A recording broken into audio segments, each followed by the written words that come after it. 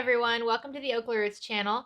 Today's tutorial is a kitchen accessory gift, useful, quilty, fun tutorial. This is like a classic project with a twist. So if you've been looking around for a while on Pinterest, you might have seen a project where you can make your own pot holders.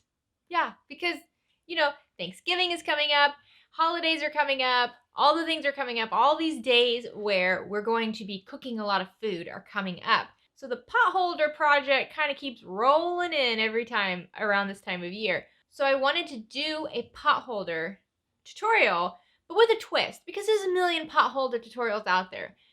I was watching my husband in the kitchen, he's the cook of the family, and he always grabs a dish towel, and he takes the dish towel and he uses that as his pot holder, but they are not meant to be used as pot holders, right? So he's like, quickly, and he does that.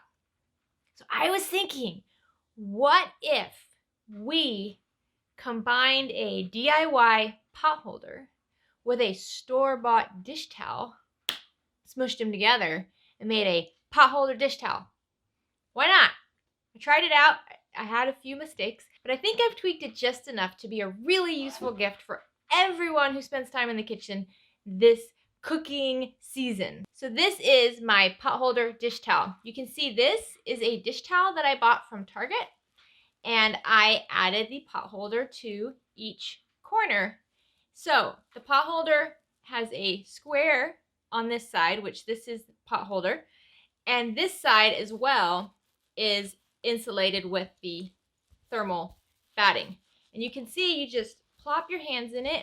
Hello! So now you can use this as your holiday dish towel, pot holder, sitting in the kitchen, puppet, toy, whatever. So I don't cook, actually.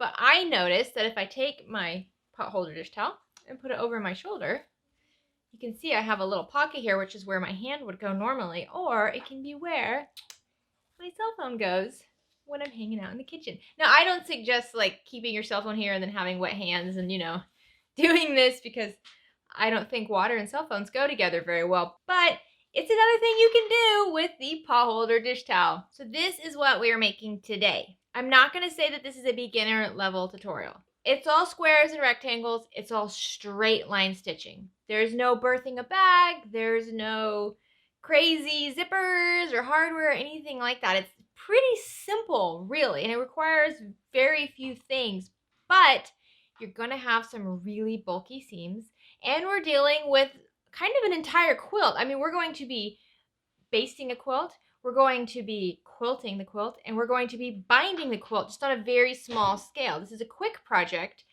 and it's like a mini quilt, but it does require a lot of techniques. But if you've quilted before, maybe you came about my channel from my Instagram, which is mostly quilting related projects, this is actually going to be pretty simple for you. If you have quilting experience, this is a great segue from quilting into more of an accessory. If you are mainly bag making or clothing, this might be totally out of your comfort zone, right? You might be like, I don't know what the heck to do with quilt binding. I don't know what this is. So it really just depends kind of how much experience you have. If you have no experience whatsoever, this can be a bit challenging for you just because the thickness of the layers requires you to really go slow. I encourage you to try the project no matter what skill level you're at. Like in all my tutorials, I'm going to go step by step by step, showing you exactly what areas are tricky, how to get through them, everything. All right, before we get started, let me remind you to please subscribe down below if you haven't already. If at any point you like this video, give it a like. Any questions, comments, other ideas you have, leave them in the comment section down below. I love the idea of kind of starting with something like this and then seeing where we could go with it. In later tutorials, I'm actually going to be designing a quilt block specifically for this pattern so that we can add it on and maybe make some more fun holiday themed dish towel pot holders.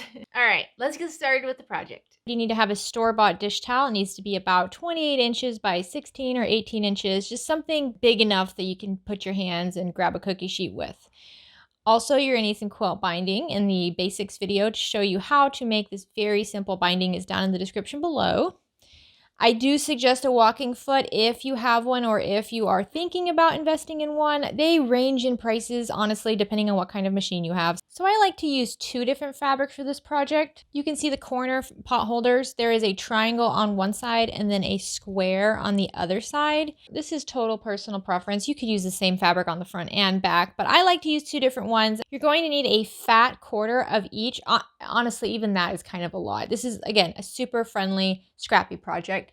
But just to be on the safe side, have a fat quarter of each fabric you're going to be using. From fabric A, you're going to need to cut 2 8-inch by 8-inch squares. From fabric B, you'll need to cut 2 8.5-inch by 8.5-inch squares. You're going to need some insulated batting. This is what I like to use. I'm sure there's other options out there. This is just kind of the easiest one that I found to get a hold of. It's on Amazon. It's not terribly expensive, and I can use it comes with a decent amount, so I end up using it on a lot of projects. From that batting, you're going to need to cut 2 8-inch by 8-inch squares and 1 8.5-inch by 8.5-inch square. Since this is more of a heavy-duty project, I suggest using a 40 weight cotton thread for this. The needles I'm using today are just the universal Schmetz 8012 needles. A marking tool is going to be helpful. I prefer this chalk marker because I can easily rub it off. And a Hera marker is also very helpful, but not necessary. If you have a, like a butter knife or just anything really that has kind of a dull edge that's not so sharp that it will pierce the fabric, but sharp enough to dent it, that's going to work. This is a Hera marker. I have 2 of these. They have all broken on this tip here. So I don't know if I can really recommend them, but they are useful if you can, not use the cut edge. As in all my tutorials, I'm going to be using clips. This just helps hold everything together when you're piecing it. And if you're kind of new to quilting, you might not have these, but these are actually curved safety pins. I use these to hold the layers together right before I quilt them at the machine. You could use regular safety pins. You could even use needles, but if you have these curved safety pins, go ahead and pull out a few. You don't need many. These are very small squares we're quilting. So really just 4 or so on each one is going to be fine. And that's all your material. It doesn't require a whole lot of stuff, honestly. All right, so let's first start with the square units that are going to go on the back of your dish towel. This is how it will look in the end. It's just a cute mini quilt that's just a square on the back of your dish towel. To make these, grab your 8-inch by 8-inch A piece and an 8-inch by 8-inch thermal batting piece. So there is no right and wrong side on these thermal battings, at least not from not from where I stand. Take one of your thermal batting pieces and lay your piece A, which is 8 inches by 8 inches, on top, right side up. Now, if you have spray-based, you can go ahead and spray this down, glue it down. I just prefer to use the pins. So I'm just going to pin a couple spots in here. Now, you decide how you want to quilt this. I do suggest having crisscross quilting because that's going to help the pot holder fold easier when you're using it. So you can see on this pot holder, I have the crisscrossing going this way, and it just makes it a little bit easier when you're folding it like this. It naturally wants to fold on those quilted lines. So what I like to do is grab a ruler and my Hera marker, and I'm just going to mark a line down the diagonal. You could also use a chalk pen for this, but I'm just going to use my Hera marker. And you can see you just push it down, run it along like that. There you go.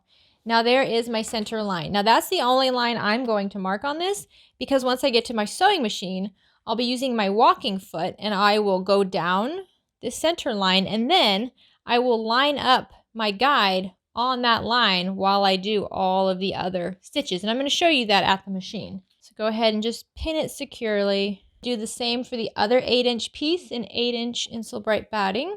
And you might find that when you quilt it, it kind of shrinks the square just a little bit. I'm not that nuts about keeping it exactly 8 inches. So if you are, go ahead and make these pieces bigger and then quilt it and then trim it down to exactly 8 inches by 8 inches. All right, so now let's prep the piece that's going to be the triangle, which is going to go on the right side of your dish towel. And this is just where you're going to slide your hand. You can see you slide your hand in here like that. And then that allows you to hold down on your dishes just like this. This piece is kind of, I look at this as more of like a decorative piece. This is what's going to be seen a little bit more. So to make this unit, take one of your 8.5 inch by 8.5 inch pieces and face it right side down, wrong side up. grab your Insole Bright and lay that in the middle. This is your 8.5 inch by 8.5 inch batting. Now take your other piece B, which is 8.5 inches by 8.5 inches, and lay it right side up. You have a sandwich now. You have right side on both. Pretty little sandwich. We do that because the pocket can be open, so you can still see the inside of the pocket. This just makes it a little bit more polished. Now, same thing, go ahead and mark how you want to quilt this. I'm actually going to quilt these lines up and down just like this. Just nice little checkered lines. So I'm just going to make one line kind of in the middle somewhere, just like that. And then that will be my starting line, and I'll base all the rest of my quilt lines off of that one. Pin it in place or spray baste it if you like using spray based. I used to use the spray glue all the time, but it makes a bit of a mess, and since I do videos, I like to keep it pretty clean up here. All right, so now we can go to the machine and just quilt these up. So I like my quilt lines to be about 1 inch apart. To do this, using my walking foot and the seam guide, I take my needle and I put it all the way down. And I grab a small ruler and I just lightly line up the edge of my ruler with the needle. Now I'm going to go ahead and adjust my seam guide one way or the other. So if you have your seam guide on the other side, you'll adjust it. And again, every machine is different. This is a Bernina, which is totally different than my Juki.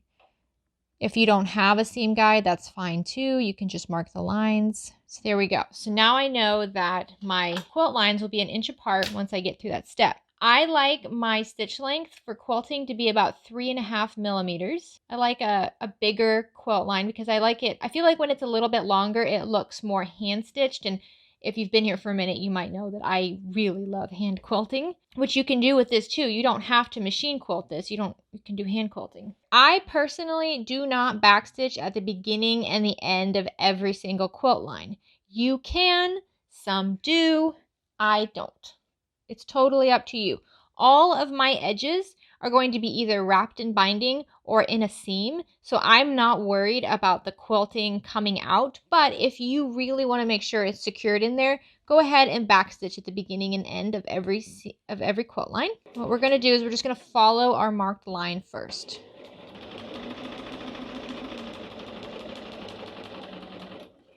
All right, when quilting, I like to kind of keep my motion the same. So I'm going to start on the top and go down to the bottom. Start on the top, go down to the bottom.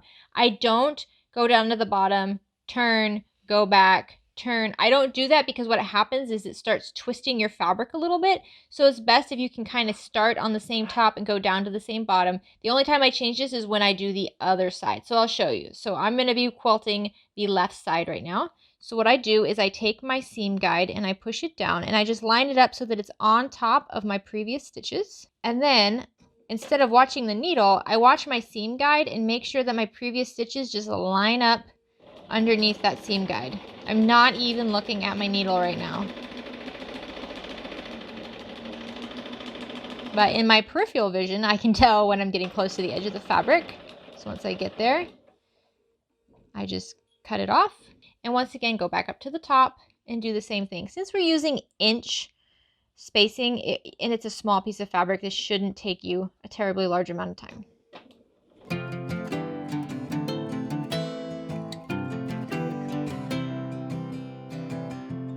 All right, once you've completed one side, go ahead and rotate the entire unit. And now our unquilted previous right side is now going to be our left side. This is the only time I switch up which direction my stitches go, and it's not a problem. If you do it just once in the middle, it's fine.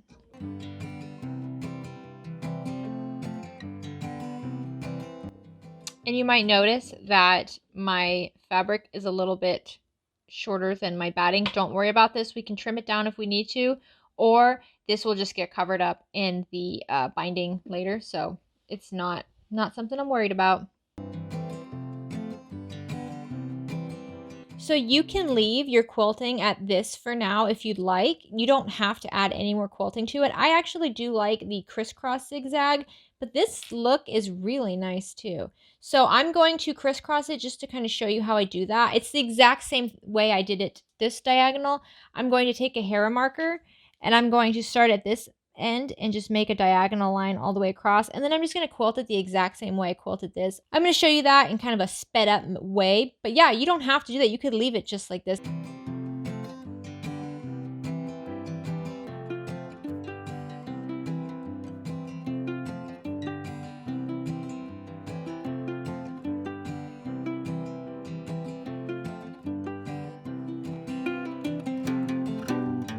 And there you have one pot holder ready to be put on your dish towel. So do the exact same thing for the second 8" by 8" A block.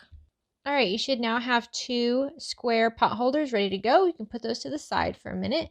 Let's go ahead and quilt up our triangle piece, which is actually just a square right now, an 8.5" by 8.5" square. Remember, you have the right sides face up on both sides and the thermal batting inside. We're just going to give this again another 1" gridded quilt, except instead of on the diagonal, we're just going to go straight up and down.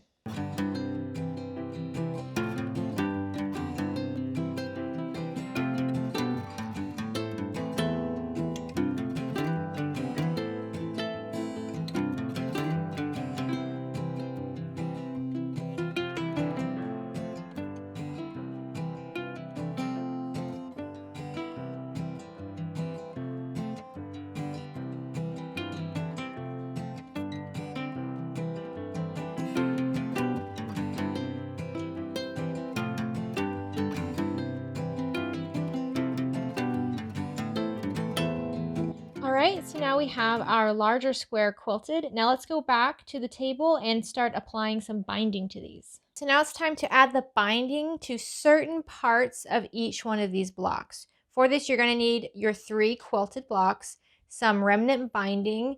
You're going to need about, like I said, use a fat quarter to make your binding if you don't already have some. Have a good amount of binding and some clover clips. So let's start with the square pieces, which are piece A's. Grab your binding and cut off 2 separate 18" strips. Take one of your strips and one of your piece A squares.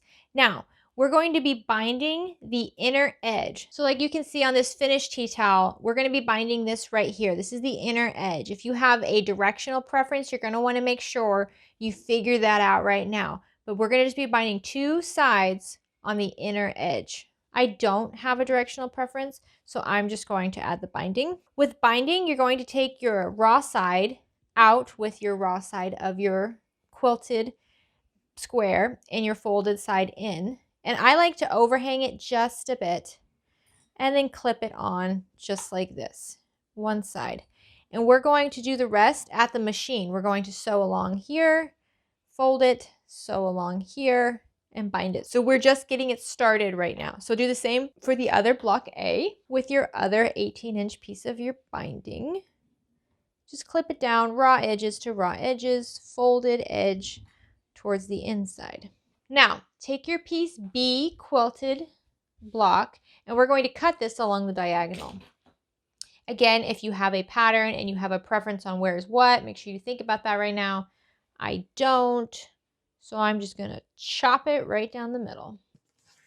So now you have 2 triangles. We're going to add binding to the diagonal or the hypotenuse of each triangle. Yeah, you didn't think you were going to be using these words after high school, did you? Well, you're in quilting now, buddy. You're going to be using things like right angles, adjacent triangles, hypotenuse. Cut off 2 pieces of binding that are 13" long. Take one of your 13" long pieces of binding and lay it down on the long diagonal edge, raw edges to raw edges, and just kind of center it and pin it down. The binding should be longer than your diagonal. So let's do the same for the other triangle. All right, so we have all of our units ready to go to get bound. So let's go back to the sewing machine and sew down this binding. So we're going to start with the B units, which are our triangles, since this is a little bit more simple to add the binding on. When we add the binding, we're going to use a 1/4 inch seam allowance. If you have a seam guide here, we're done with this. You can just flip that up or take it off, whichever one is easier. I think I'm going to take mine off so that it's not distracting. Also, let's make sure we change our stitch length back to 2.5. And like I said, we're going to be using a 1/4 inch seam allowance. Just start at the top and work your way all the way down. And you can see I am still using my walking foot. I'm telling you, the walking foot is just perfection for all things quilting and binding. While we're here, let's just go ahead and do the other piece B triangle as well. So I typically hand bind my quilts on the second pass. So the first pass, I'll always machine stitch the binding on, but then when I wrap it and do the back, I normally hand bind it. But to keep this tutorial, you know, a decent length, I'm going to machine bind the entire unit. I just want you to know that if you wanted to hand bind this, you can do that. You can go ahead and wrap it and hand bind it and then apply it to your dish towel. But for the sake of today's tutorial and to just kind of show something different, I'm going to machine bind it. If you'd like to see how to hand bind it, I'll have a link for a tutorial down below that I did all about quilt binding, and it will show you exactly how to fold this over and hand bind it on. It's a very, very nice finish, but it does take a little bit more time. To prepare it, go ahead and take your triangle and wrap the binding around to the unbound side. Make sure it's nice and tight, and just use some clips to clip it in place. All right, so now you have the front of your triangle unit just like this, and then the back is like this, and we're going to stitch this down. So take your unit, and with the unsewn folded edge up, we're just going to sew along this edge at 1/8 of an inch seam allowance, so 1/8 of an inch in from this fold. We want this to be nice and tight. We don't want too much of a flap right here, which is why we're not using 1/4 of an inch. So just go nice and down. And I keep my stitch length at 2.5 millimeters. I don't adjust it to like a top stitch length. You can if you want to. If you want that 3 millimeter top stitch look, you can go ahead and make it that. But I like it to be very tight and hold it in place, so I keep it at 2.5 millimeters.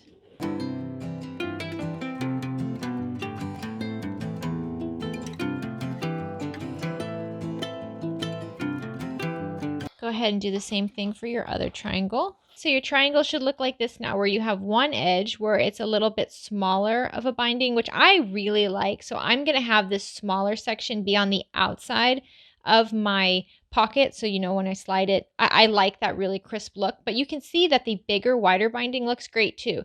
So let's go ahead and trim off these corners down. The same for your other triangle. All right, so you can put these to the side, and we're going to work on the square units now. So we're going to start the square units in much the same way, where we're going to be using a 2.5 millimeter stitch length, 1/4 of an inch seam allowance, going along the raw edge, but you can see we have this lovely corner here that we're going to have to address once we get there. I don't backstitch at the beginning of this part, but I do backstitch once I get to the corner, so I'll remind you there. So go along the whole edge. So once we're about 1/4 of an inch away from this horizontal edge right here, we're going to backstitch and cut our thread. How do you know it's 1/4 of an inch? You kind of guess. You don't have to be super particular about that right here. You just don't want to go all the way to the edge, just within the edge. So go down a little bit more. Then once we get there, I like to backstitch, front stitch, and then cut. This is what we have now. Take your binding and turn it so that it is all the way up. It should be vertical now, and its raw edge should line up with the other raw edge that's vertical here. You should have this nice little 45-degree angle right here. Just kind of move it around if you need to.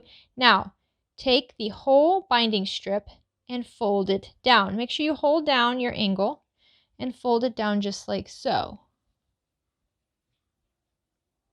Press down your top, and then line up that raw edge with the raw edge of your pot holder. And there you go. You see, you have this flap right here, which is at an angle, and you have straight lines, straight lines. So go back to your machine, start at the top. I like to backstitch at the very top, backstitch, go back forward. We're using 1/4 of an inch seam allowance, just like normal, and continue going down. So this is where we're at right now. You have your binding halfway done. So it's attached. This is your corner here. Your corner should look just like this. so that when we fold it over, it's a nice diagonal line. And you should have a little bit extra on the ends. So now we're going to fold it over and we're going to stitch this on using the sewing machine. Again, I usually like to hand bind this. Honestly, the back of this is not going to be seen at all. It doesn't really matter what it looks like. Flip it over. We're going to wrap it around and clip it in place. For the corner, go ahead and clip it just like this. So you should have a nice little 45-degree angle right here. And a straight line, and then a straight line. So go ahead and keep that angle, fold up your horizontal edge so that it meets as a point right here with a 45-degree angle like this. So you see you have your 45-degree angle here and your nice little corner here. This just takes a little bit of finagling sometimes. Honestly, it's easier to do when you're hand sewing the binding on. But you want to keep that in place because we're actually just going to stitch over that whole corner. And we don't want to have to kind of go back and forth over those stitches. We want a nice, clean, just straight line, corner, straight line. So now you should have it all pinned just like this. And let's sew this on. All right, just like we did with the diagonal binding on the piece B units, we're going to do an 1/8 of an inch seam allowance, which just means an 1/8 of an inch in from this fold. And we're going to go around the entire unit. I don't backstitch at the beginning and the ends. You can. It's total personal preference. If you backstitch, you will guarantee that those stitches will not just pop out when you're working with this. It's probably a smart thing to do. But if you like to live on the edge like I do, it's not totally necessary. So it gets a little interesting when you get to this corner because you want to hold it down as close to the needle as you can without actually getting the needle on your finger. So go slowly and use these presser feet to help hold down the edge. So I like to kind of wiggle them underneath to make sure this doesn't get underneath that flap, and they'll keep it in place for you. You just want to go down until you're on top of that fabric. There we go. So now I'm on top of the folded over edge. I can twist my needle and continue on at an 1/8 of an inch seam allowance. So here's where we're at. We have the front of the pot holder all nicely bound. The back is ready to go as well. So we are in good shape. Let's do the exact same thing for the second pot holder unit. I'm just going to speed through this one.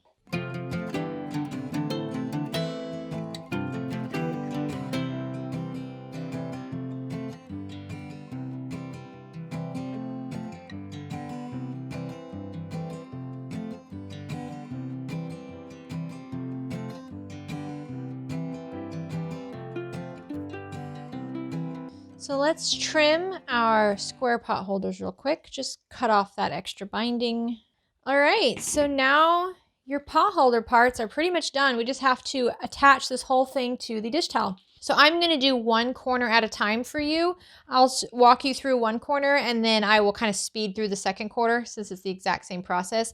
If your dish towel has a front and the back, I like to put the square unit on the back. So I can tell from my dish towel that this is the back. So I'm just going to put it on this corner right here. Now what I do is I take my square unit block and I make sure that the binded corner is pointing in, just like this. Your dish towel is probably going to be a little stretchy, so you can kind of manipulate the edges to really work with the corner of your block. Grab some clips and just clip this in place along the outer edges. So to keep this totally in place and to make sure this dish towel doesn't move around on us when we're using it, I like to take my curved safety pins again and just go through all the layers and pin it down.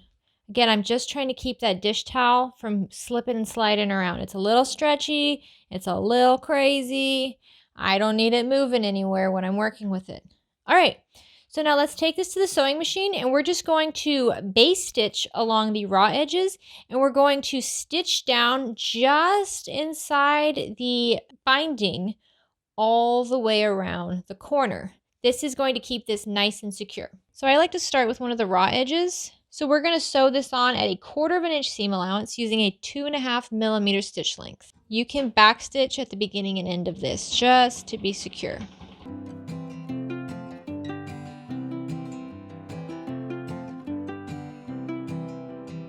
So when I get to this other corner here, I like to go past the binding, a couple stitches, back stitch, and then stop just at the ditch of the binding. So you can see now I'm going to sew along the rest of the unit in this ditch. The ditch is pretty much that crease right between the fold of the binding and our main fabric.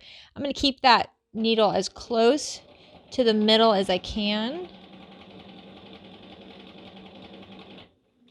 Just go slow if you need to. You just want to make sure you don't want this dish towel to be moving around a whole lot.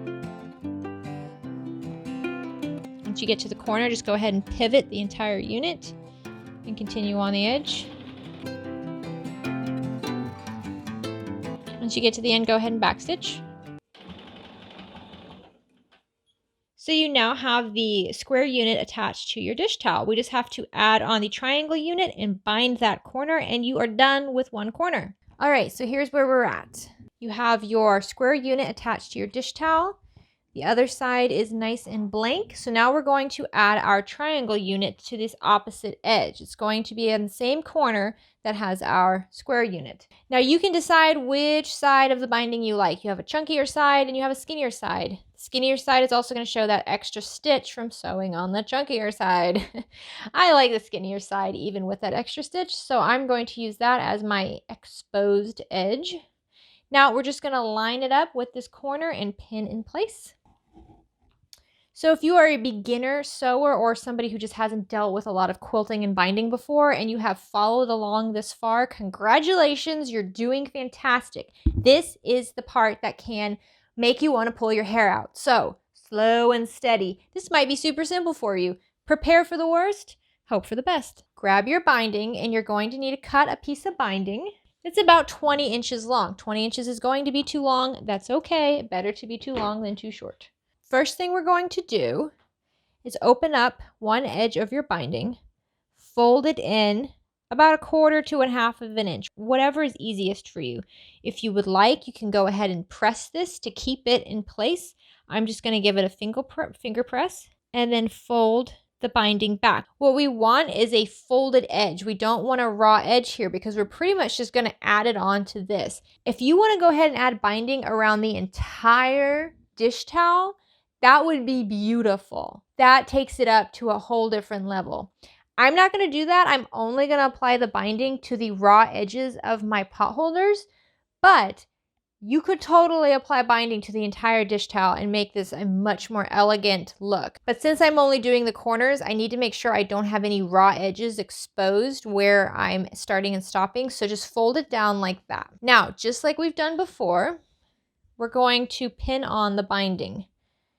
I like to have the binding go just about 1/4 inch past my edge. So I'm going to apply the binding to the triangle side, which is the front side of my dish towel. This way I have a nice tight binding on the front and the bigger part of the binding will be on the back. I like to take it just 1/4 of an inch past this corner for piece B. Again, you don't have to. You can line it right up with piece B, but this just makes sure that I really wrap up this corner piece and then pin in place. Now you can go ahead and add the binding to the pins you already have along your first edge. And that's as far as I'm going to pin, because when we go to the machine, we're going to do it just like we've done the other corners where we flip up the binding, flip it down, and continue on. And I like to do that at the machine. So let's go to the machine now and just finish up this entire corner. This is going to be very similar to how we did the binding on the square units for the pot holders. Like I said, I like to have my binding go out just a bit, like 1/4 of an inch past the corner of our unit B triangle. I'm going to use 1/4 of an inch seam allowance in a 2.5 millimeter stitch length. Make sure you backstitch at the beginning here. And slow and steady is how it goes. We have a lot of layers here, so nice and slow. Readjust when you need to. If your fabric is kind of hung up, just readjust. Go along this corner here. And again, we're going to stop about 1/4 of an inch away from this bottom horizontal line here. Make sure you backstitch. So just like we've done before, lift up the fabric so that the raw edge lines up with the raw edge of the vertical side. and you have a nice 45-degree angle, fold it back down just like so. And there we go. We have raw edges lined up and a nice little fold here. Stick it under your machine. Make sure you backstitch here.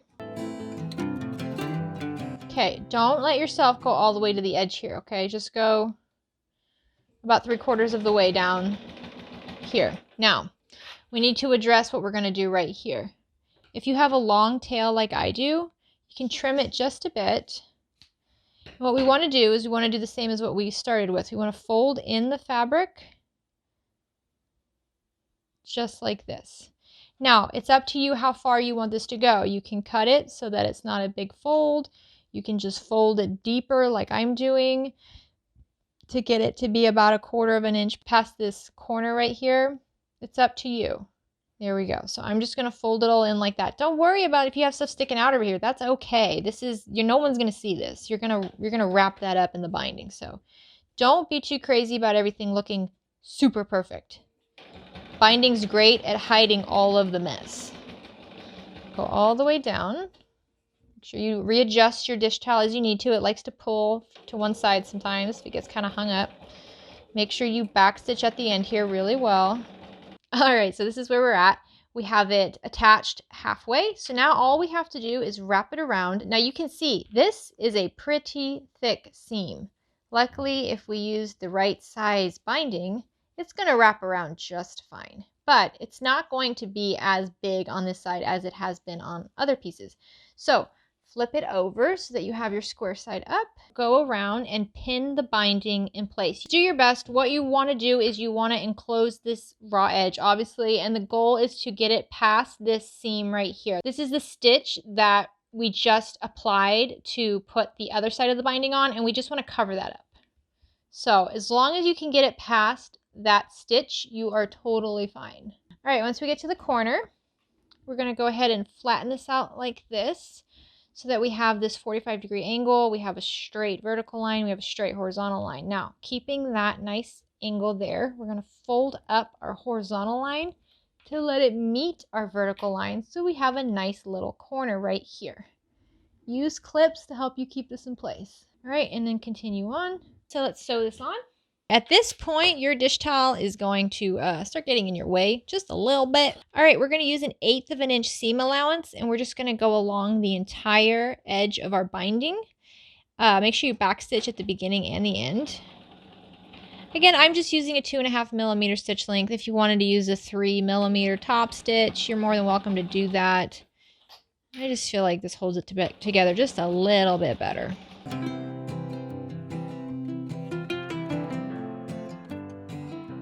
Let the presser feet help hold down these edges. See, like right now, I have this presser foot going underneath that fold. If I continue on, it's just going to pull up that whole area and just drive me crazy. But if I just lift it up a bit, tuck in that 45-degree fold right there, it's actually going to work for me and make sure that the fabric is held down. There we go. Now pivot. Continue on. Your 1/8 of an inch seam allowance.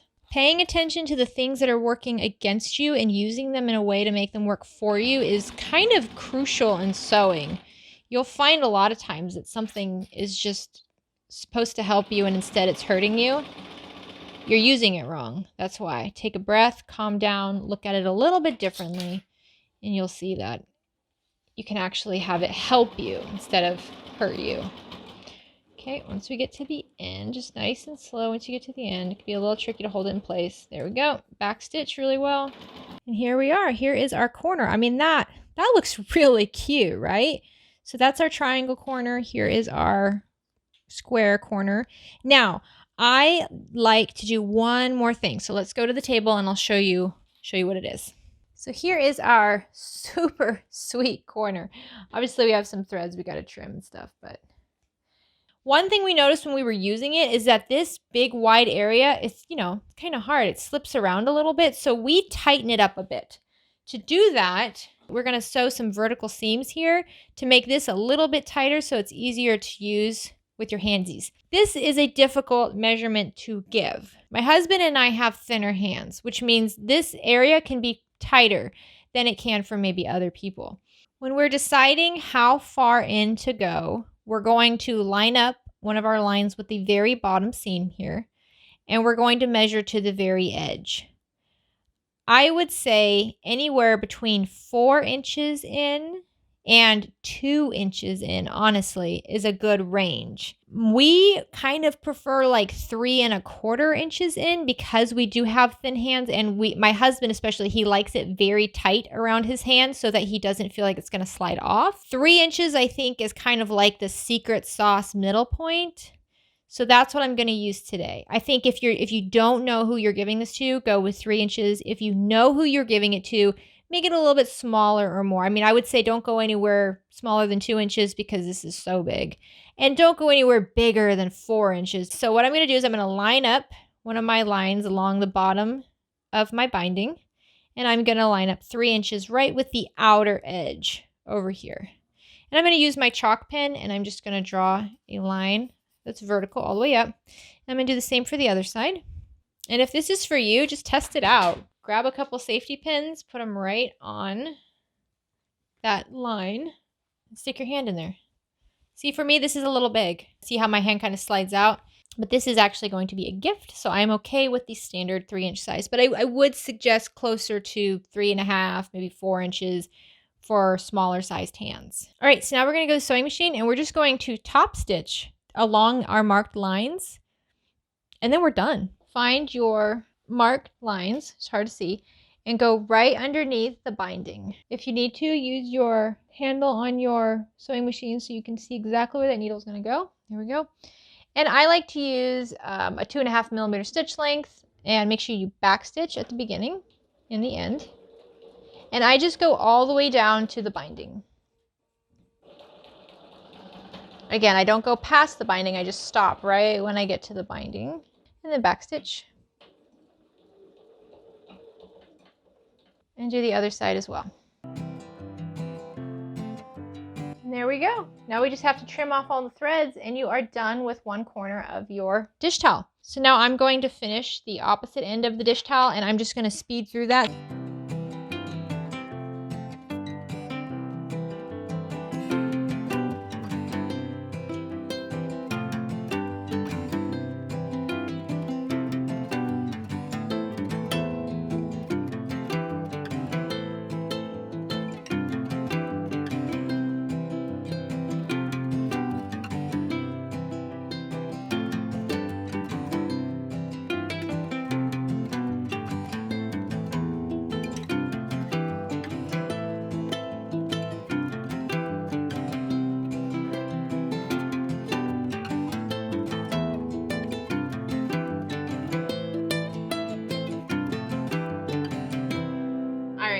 Are you ready? Ba-bam! Meow, meow, meow, meow, meow, meow. What? This is so cute. I just love this. I mean, look at this. It looks really pretty. Like, it's a good giftable. I mean, come on. Who wouldn't like that? So this is a great gift for the cooks, the bakers, everybody in your family, especially around this time of year where we're spending so much time with one another. Thank goodness. In the kitchen. I don't know about you, but growing up for me, kitchen is kind of the heart of the home. It's where everybody hangs out. It's funny because we spend all this time cleaning our house to make our house look so nice for company. And then we all hang out in the dirtiest part of the house. Because if you're in the kitchen cooking, I mean, if you're like us, it's dirty when we cook. And that's where we all spend time. So it's just, I don't know. To me, it's kind of funny because the kitchen, it doesn't matter what it looks like. It doesn't matter how clean it is. It just matters that everyone's there and they're cooking together and tasting. And it's just so much fun. And I love being able to add like a gift to that, right? Like you make some cookies, you make a pie, you bring this over with it. And it's just like such a sweet gift. And pot holders are actually really fun to make because they're pretty quick. They're pretty easy. You can get really creative with them.